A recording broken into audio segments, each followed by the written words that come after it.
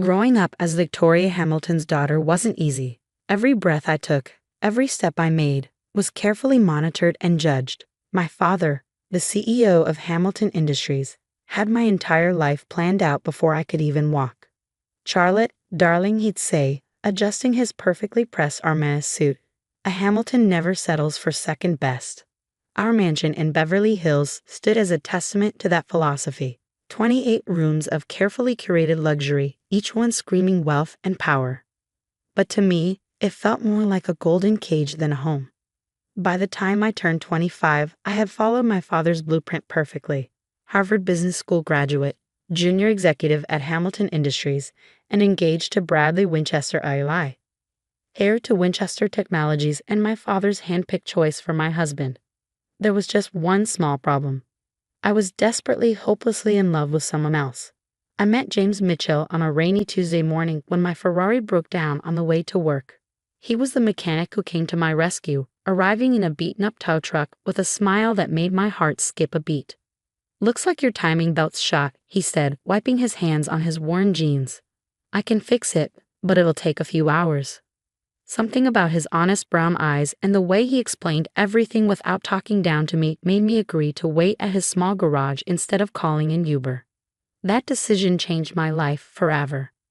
Over cups of terrible vending machine coffee, I discovered James wasn't just any mechanic.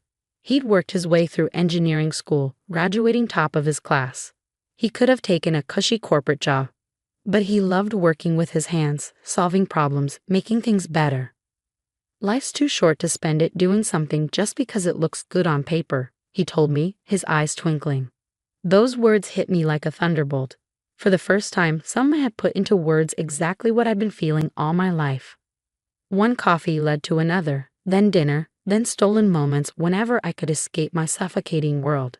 James never asked about my family's wealth, never tried to impress me with fancy restaurants or expensive gifts.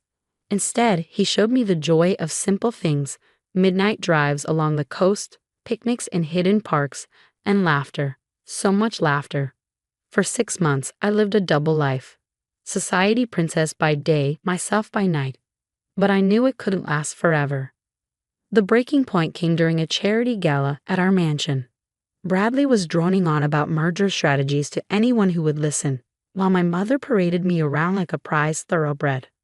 "Charlotte will be taking over the East Coast operations after the wedding," she'd announced to yet another group of socialites. The Winchesters and Hamiltons. Imagine the possibilities. I felt like I was suffocating. Excusing myself, I fled to the garden, my trembling fingers already dialing James's number. "I can't do this anymore," I whispered into the phone, tears streaming down my face. "I can't marry Bradley. I can't be who they want me to be." James was silent for a moment before speaking. "Then don't be. Be who you are, Charlotte. That's the person I fell in love with." That night changed everything. The next morning, I walked into my father's study, my heart pounding but my resolve firm. "Daddy, I need to tell you something." My voice shook slightly. "I can't marry Bradley. I'm in love with someone else."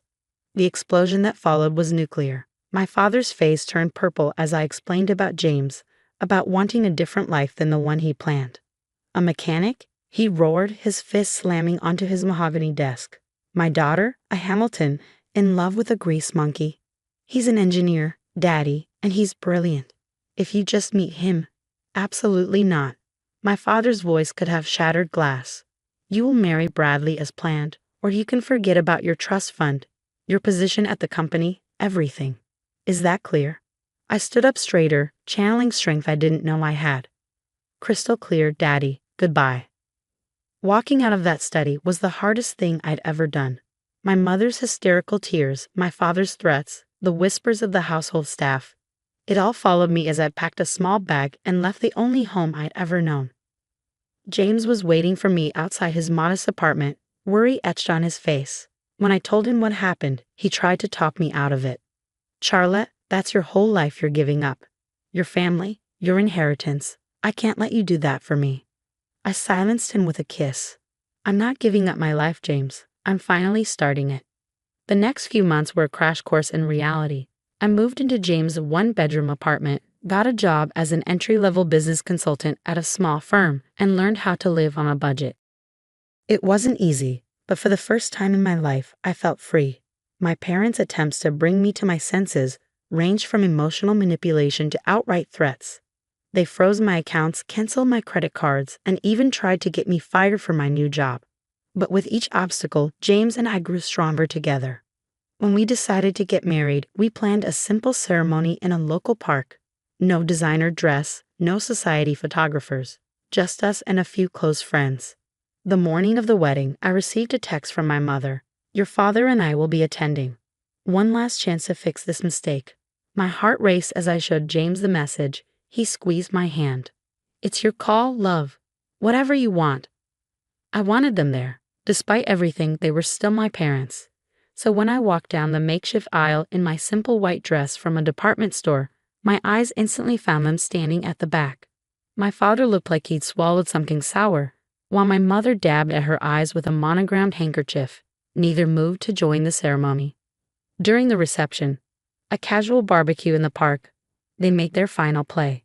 "Charlotte, darling," my mother's voice dripped with desperation. "It's not too late.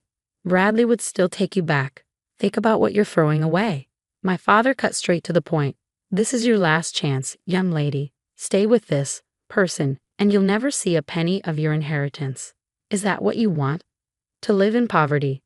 I looked at James, who was chatting and laughing with our friends, completely at ease in his rented suit.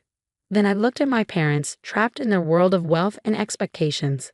"What I want," I said clearly, "is to be happy. James makes me happy.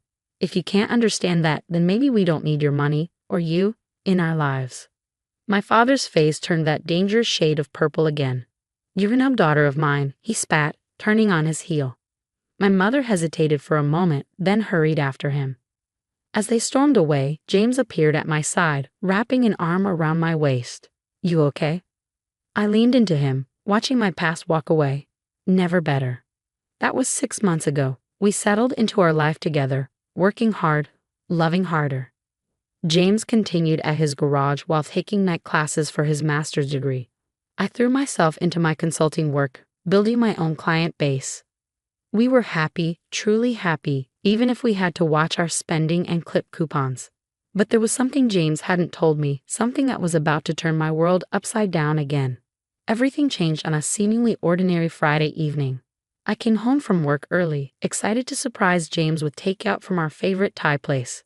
But our apartment was empty, with a hastily scribbled note on the counter. "Working late at the garage. Love you." It wasn't unusual for James to work late, but something felt different. Lately he'd been distracted, taking mysterious phone calls and working odd hours. A knot formed in my stomach as my mind wandered to dark places. Was history repeating itself? Was I about to lose everything again? Unable to sit still, I decided to bring dinner to him at the garage. But when I pulled up, the place was dark. James's beaten-up truck wasn't in its usual spot. My hands trembled as I called his number. Straight to voicemail. Just as panic started to set in, my phone buzzed with a text from an unknown number. "Mrs. Mitchell, please come to 1875 Highland Avenue immediately. It's about your husband." My heart stopped.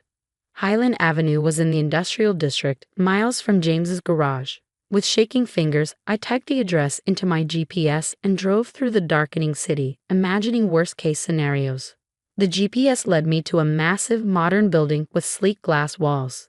Security gates opened automatically as I approached, and a uniformed guard directed me to an underground parking garage. "Mrs. Mitchell," he nodded respectfully. "Take the executive elevator to the top floor." Executive elevator? Top floor? What was going on? The elevator opened into a stunning office suite with floor-to-ceiling windows overlooking the city. And there, standing at a glass desk with his back to me, was James, but not the James I knew. Gone were the worn jeans and oil-stained t-shirt. Instead, he wore an impeccably tailored suit that probably cost more than our monthly rent. When he turned around, his familiar warm smile was tinged with nervousness. "Charlie," he said softly, using his special nickname for me, "I think it's time I told you everything." Before he could continue, the office door burst open. And there, like a scene from my worst nightmare, stood my father, mother, and Bradley Winchester Eli. "What is the meaning of this?" my father thundered, his face already turning that familiar shade of purple. Security said Charlotte was headed up here. What are you doing in the CEO's office, you mechanic? James straightened his tie and walked around the desk. Actually, Mr. Hamilton, I am the CEO. James Mitchell, founder and chief executive officer of Mitchell Innovations. The silence that followed was deafening. My mother grabbed a chair for support. Bradley's mouth hung open unattractively, and my father, for the first time in my life, was speechless. But my mother stammered, "You're a mechanic." James smiled, taking my hand. I own a chain of auto repair shops, yes. It was my first business, started with a loan from my college professor. But Mitchell Innovations is my main focus. We're a tech company specializing in revolutionary electric vehicle batteries. That's what those late nights at the garage were about. We were finalizing our new prototype. My head was spinning. Why didn't you tell me? Because I needed to know, James said softly, turning to face me. When we met, I just made the Forbes 30 under 30 list. Every woman I dated was only interested in my money, my status. But you fell in love with me when I was just a mechanic. You gave up everything for me. I had to be sure. Mitchell Innovations, my father muttered, his business mind finally catching up. The company that just revolutionized electric vehicle battery technology. The one every major car manufacturer is fighting to partner with. That's you. James nodded. Our market valuation hit $12 billion last week. Not quite Hamilton Industries territory, but we're getting there. I couldn't help but laugh at my father's expression. All those months of looking down on my poor husband, and James had been building an empire right under their noses. And now, James continued, his voice taking on a sharper edge, I'd like to discuss how you treated your daughter. The woman who, by the way, just became one of the largest shareholders in Mitchell Innovations when she married me. My father's face paled. Hamilton Industries had been trying to break into the electric vehicle market for years. Having a connection to Mitchell Innovations would have been a game changer. Now see here, my father blustered, trying to regain control. We were just looking out for Charlotte's best interests. By disarming her? James's voice was steel wrapped in silk. By trying to get her fired? By making her cry herself to sleep for weeks. Daddy, I finally found my voice. You always taught me that Hamiltons never settle for second best. Well, I didn't. I married the most brilliant, kind, and successful man I've ever known. And I did it without knowing about any of this. Charlotte, sweetheart, my mother stepped forward, arms outstretched. We were wrong. We see that now. Please come home. I looked around the magnificent office, then at James, my wonderful husband who had let me find my own way, support myself, grow stronger. I am home, Mom, but if you want to be part of our lives, you'll have to accept us on our terms. No more manipulation. No more control. My father looked like he was choking on something particularly unpleasant. And what about Hamilton Industries? James smiled. Well, sir, we've actually had several offers from your competitors for exclusive partnerships. But I thought, given the family connection, we might consider a different arrangement, if you're interested in discussing it, as equals. The next hour was surreal. My father and James talked business while my mother fussed over my terrible apartment and insisted we move into a proper home. Bradley had slunk away somewhere, probably to lick his wounds. Later that night, back in our small apartment, I finally asked James the question that had been burning in my mind. Why keep working at the garage? Why live like this when you have billions? James pulled me close. The garage keeps me grounded, reminds me where I started. And this apartment, these months with you, they've been the happiest of my life. We made it ours together, without any silver spoons or trust funds. Tears welled in my eyes. I love you, you sneaky billionaire. He laughed. I love you too, you runaway Harris. Life changed after that night, but not in the ways people might expect. We did move, but into a modest house we chose together. I joined Mitchell Innovations as head of their charitable foundation, using our resources to help other young entrepreneurs. James still spends time at his original garage, teaching mechanical skills to underprivileged youth. My parents, well, they're trying. Mom still makes not-so-subtle hints about grandchildren needing trust funds, but Dad has developed a genuine respect for James. Their weekly business meetings often turned into lengthy discussions about everything from classic cars to philosophy. As for me, I finally understood what James meant about life being too short to live it on paper. Sometimes the best things come disguised as broken down Ferraris and coffee from vending machines. But the best part? Every now and then, when we drive past our old apartment or grab Thai food from our favorite takeout place, James still looks at me the same way he did when he was just a mechanic and I was just a rebel heiress. Because in the end, love doesn't care about bank accounts or business empires. It cares about who you are when everything else is stripped away. And we're simply Charlotte and James, a mechanic and a runaway heiress who found something better than billions. We found each other.